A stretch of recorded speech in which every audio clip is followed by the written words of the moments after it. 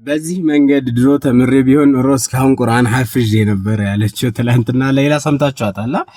አዎ ቀላል ነው። ይኸውላችሁ ቁርአንን ለመሸምደድ አይደለም መሞቸው ፊደል ነው። አብዛኞቻችን አሊፍ ባታን እናቀውና እንደዚህ ተያይዞ ሲመጡ ደግሞ በጣም ይጠፉብናል። ስለዚህ እሱን ነው በደንብ የምናየው።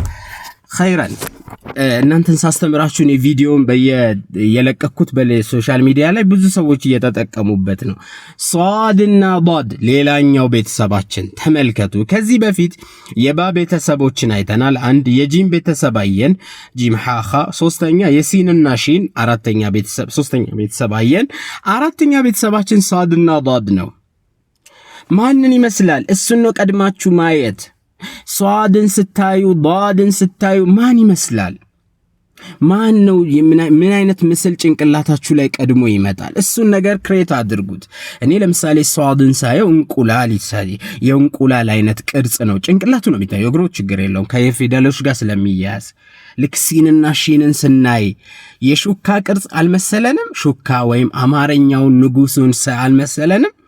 ልክ እንደዛም ሷድና ዷድ የእንቁላል አይነት ቅርጽ። ስለዚህ ኦል ኦፍ ቁርአን ላይ ብትፈልጉ የእንቁላል አይነት ቅርጽ ያለው ፊደል ሌላ ማንም ሊሆን አይችልም። ሷድ ሷሊህ ነው፣ ነጥብ ካለው ዷድ ወለዷሊን የምንለው ነው ማለት ነው። በመጀመሪያ ይሄን ክሬት አድርጉት ጭንቅላታችሁ ላይ። በቃ ሌላ አይጠፋባችሁ። እንደዚህ አይነት ቅርጽ ይዞ ሊመጣ የሚችለው ሌላ ፊደል ሊሆን አይችልም። ሷድና ዷድ ነው። ሷድ የሚለውን መሸምደድ፣ ሷሊህ የሚለውን ያዙት። ሷሊህ ናት። ዷድ ወለዷሊን። ስለዚህ እግሩን ደግሞ አሁን ለምሳሌ ከሷድ ቀጥሎ የሆነ ፊደል ብትቀጥሉ እንዳልኳችሁ ቅድም እግሩን ዘረጋ። ሷድና ከዚህ ከሷድ ስር ሷድና ላም፣ ዷድና ላም የፈለጋችሁትን ብትቀጥሉም ችግር የለውም። ያን እንቁላል ቅርጹን ግን አለ መሃል ላይም ሲመጣ ያ ጀማዓ ተመልከቱት። ሷድ እዚህ ጋር አለ፣ ይሄው እዚህ ጋር አለ፣ ይሄው እዚህ ጋር አለ፣ እዚህ ጋር አላህ አላህ አላህ።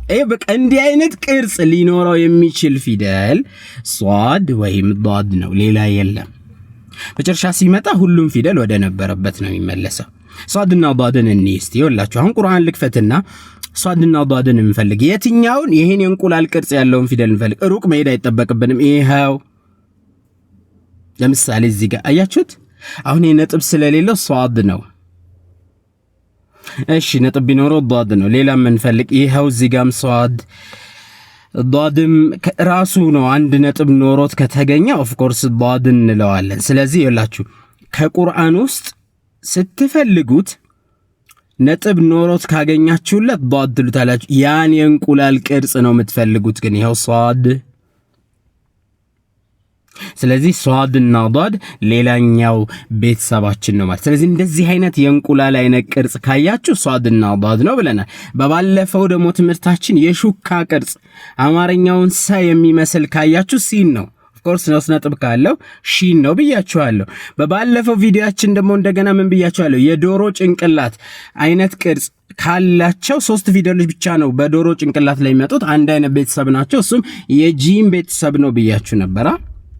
ምክንያቱም ጭንቅላታቸው እንደዚህ አይነት ቅርጽ ይውላል። ጭንቅላታቸውን አያችሁት? ለምሳሌ እንደ አይን ነገር ባበጅለት እንደዛ ማለት። ስለዚህ ይሄን ቅርጹን ይዞ የሚመጣ ቁርአን ላይ ነጥብ ከስር ካለው ጂም ነው፣ ምንም ነጥብ ከሌለው ሐ ነው፣ ከላይ ከሆነ ኻ ነው ብለናል።